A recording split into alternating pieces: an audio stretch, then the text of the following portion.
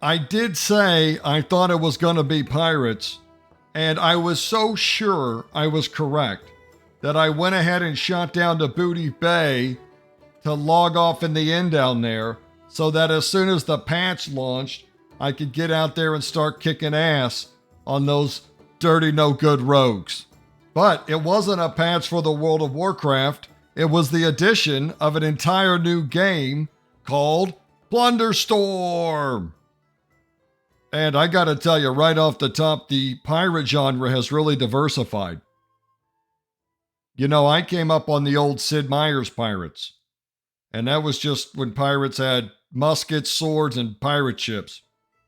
Now they're getting all sorts of crazy additions, right? You got that new Skull and Bones games that added rocket launchers and anti-aircraft guns to pirate ships.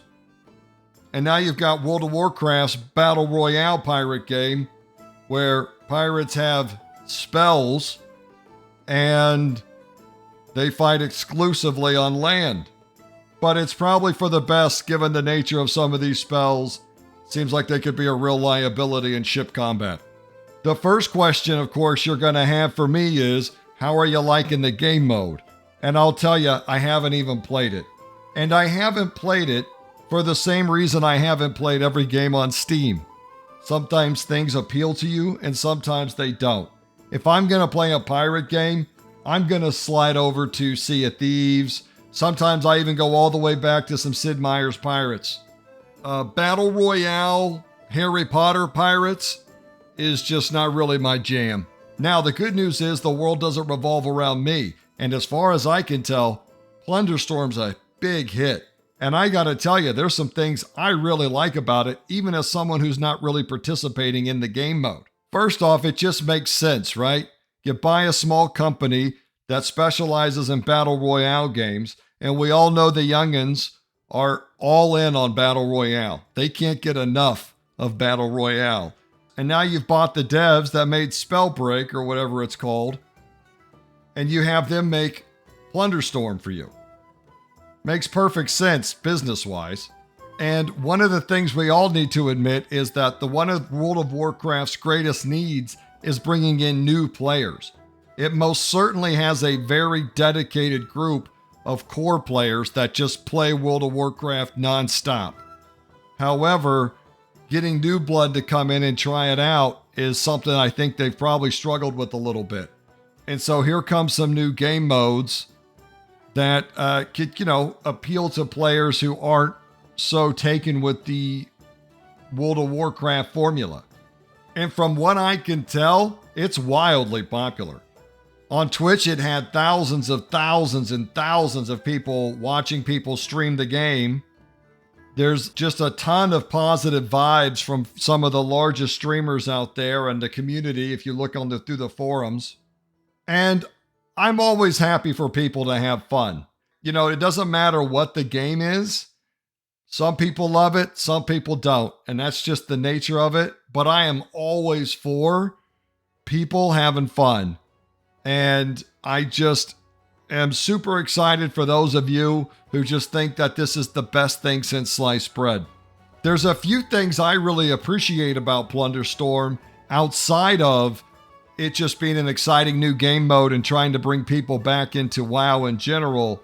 The first thing that I really appreciate about it is one of the big complaints we always get in the PvP community is that World of Warcraft retail is too complicated. There's too much shit going on. And I have some sympathies. I mean, everything is a spectrum, right? And I would totally agree that the level of micro CC and passives and just the, in general, giant laser light show that happens on every boss may be getting a little excessive. However, there's people that want to tune it down to just 5 or 6 abilities. And for me, that's a little too simple. At that point, it's just got that strong whiff of mobile coming off of it. And so Plunderstorm comes in and it's a perfect conduit into some pretty simple PvP. Doesn't take a lot to understand what's going on. And while, you do have to learn about the spells and abilities in the game mode, you can pick it up pretty quick. You can get in and out very quick. The games are over fairly quickly. And you can avoid all that drama and complexity that comes with retail PvP. And that complexity is what I love about World of Warcraft PvP and what I can't get enough of. The rotational abilities, all the extra abilities, warriors have charge and leaps, and paladins have freedoms and bops, and you can counter other players' abilities, and all that shit to me is why I love WoW PvP. But I can get that it would be way too much for a lot of the community. So here we have Plunderstorm for people that are looking for something a little more accessible. And I think it's perfect for that. And of course, my favorite thing about any PvP mode, especially when you attach some real nice rewards to it, is that it forces those brittle boys to come out here to get shit on. And it's just, the tiers on the forums have just been hilarious. The amount of people that have queued up for a PvP mode and complained about getting ganked in PvP is just too rich. It's just too enjoyable to read all that, all the complaints about it. And I'm like, dude, don't play it if you don't want to get it. I mean, the whole mode is to gank people, right? You run around, you find someone who's killing shit to level up, and you gank them. And then at the end of the match, the few people that are left are going to have to all tee off on each other. Best way to approach that kind of stuff is just to have fun with it. And I think most people are.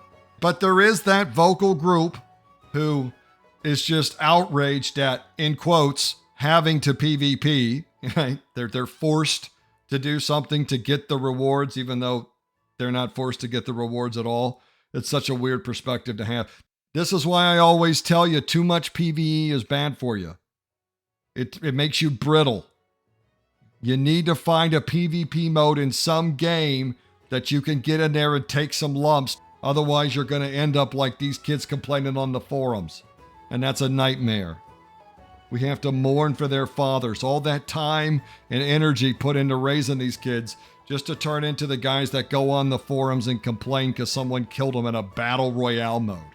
It's like the whole point of the game.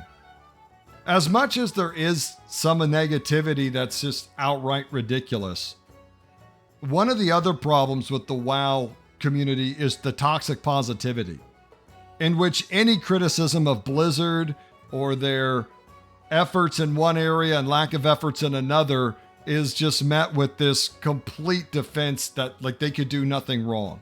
And as much as toxic negativity is a problem, toxic positivity is a problem too. Customers that are paying $15 a month have every right to have opinions on where Blizzard should be applying some of their attention. And when you see a game mode get put in and repeatedly patched day after day after day since it's launched, and then you look at your game mode, like something like Solo Shuffle, and you see that the community's been asking just for some tweaks. I mean, they're not asking for anything the level of Plunderstorm. The PvP community just wants some tweaks to MMR and Solo Shuffle mode and just a touch of balancing, and you're good. That's all they've asked for, and they've asked for that for months. So when they come in and they say, dude, this is really frustrating. You guys won't even touch our game mode, but you've got time for all this. What happens is the toxic positives come in here and say, dude, they're not even the same team, and da-da-da-da, and all these excuses. But it's quite clear if you've dedicated this much time in development to create this whole new game mode that you've had plenty of time and you've got plenty of developers available to you for someone to go tweak the other ones. Like I said, the requests are very small for people that are also paying you $15 a month. And so I am sympathetic to the people that have that complaint because, again, I don't think all complaining is equal. I think you have to take each complaint on its own. And just saying that any complaint is toxic negativity is ridiculous. There's completely legitimate criticisms from paying customers who are engaged in other modes that haven't been shown this level of attention. I do want to validate that for the people that are upset in those communities that feel like, dude, I'm not valued. My only personal complaint with this whole thing is I've always wished they would do this, renown system and rewards and cosmetic rewards with random battlegrounds. I wish that every season when they launched, they had the competitive PvP modes where you can get a T-Mog and all that stuff, but I wish there was cool stuff you could get for just collecting honor and playing in PvP and randoms. So I would love for them to apply some of these concepts that they've developed and put into Plunderstorm into retail PvP and then specifically into random battlegrounds. Because I think you're much more likely to get people to queue up for epic battlegrounds than solo shuffle. I think arena, or as I call it, cooldown trading mode, it's got a very passionate base, but they're a small bunch. And I think more people are much more likely to try things like epic battlegrounds and battlegrounds to get into PvP than just jumping right into solo shuffle, which I think is probably a disaster for a new player, especially a new healer. And you need a bunch more healers in this game. So I would have loved to have seen this kind of development and attention and reward structure given to people who jump into just random and epic battlegrounds. I think it could breathe some life back into the PvP community. Whereas now the only people that really get rewarded for doing PvP are the people that never stop doing PvP or playing World of Warcraft, really. And I think it's been a disaster for the community. So my only complaint is really just my hope that the rewards and incentives they've given to play Plunderstorm, they would actually add to the World of Warcraft game in PvP modes. Staying power is an interesting concept when it comes to a whole new game mode. I mean, there's always that initial wave of excitement where this is the best ever and I'm having the most fun ever and this is the greatest thing. It reminds me of another pirate game. Remember New World? The hundreds of millions of dollars went into developing that game and it launched without swim animations. LOL, you'd be dead if that was my money. And I checked Steam charts and I looked at its peak, over 900,000 players. 900,000 people that bought a pirate game without swim animations. But today, that number's down to about, I think, 12,000 on average.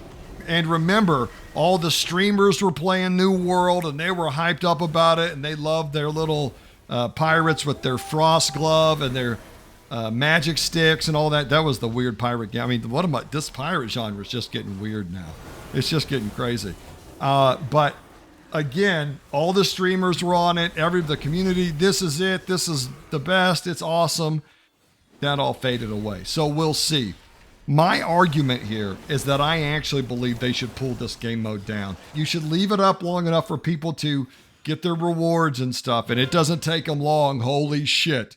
Some guy posted his rewards and another guy I saw did the math on how much WoW he would have had to have played to get to that level already. Like at least he would have had to have played this much. Holy shit. There are people that just hit it. Dude, they just get it. And you keep crushing, kings. So you leave the game mode up long enough for people to have access to the rewards. And then after that, you pull it down. Because I think just by nature, gamers just burn themselves out on shit. And things are always fun and super exciting for a season. But over time, just human nature is such that we get used to things. So you pull it down and you relaunch it as kind of this seasonal event. And I think it has a ton of potential that way. Plus, you pull it down, you redo spells, you add new things, you learn from what did and didn't work. And then every time you relaunch it, it's dressed up, new rewards, new cosmetics, new abilities. I think it has a ton of potential. The only other question in regards to staying power with Plunderstorm, I saw a lot of people on the forums saying, I totally would check out this game mode, but I don't want to have to pay $15 a month just to play a Battle Royale mode when all the other Battle Royale games are free to play. I don't know if there's any validity to this, and without playing the game and really be involved, I don't know that I much care. But that is something kind of unique. I always say this about World of Warcraft. It just dominates. And people always leave out when they start shitting on WoW. That WoW's player base, even if it's dwindling, is still paying $15 a month to play. You take the player base of any other game out there, Hellraisers, Path of Exile, any of those games, and you say, now we're going to start charging $15 a month, and you watch those communities plummet.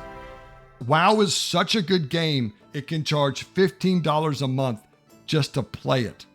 And then on top of that, you got to buy expansions.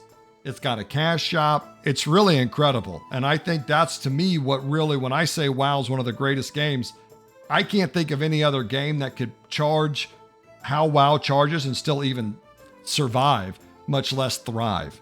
But for now, the Plunderstorm hype is real. And I'm so happy for people. It sounds like they're having a lot of fun. And that's exactly what you should be doing. So grab your spell pirate and you get to ganking with those fire tornadoes and arcane spells. You'll take some lumps, but you'll give some too. And that's what makes it worth it. Have fun, family. Oklahoma out.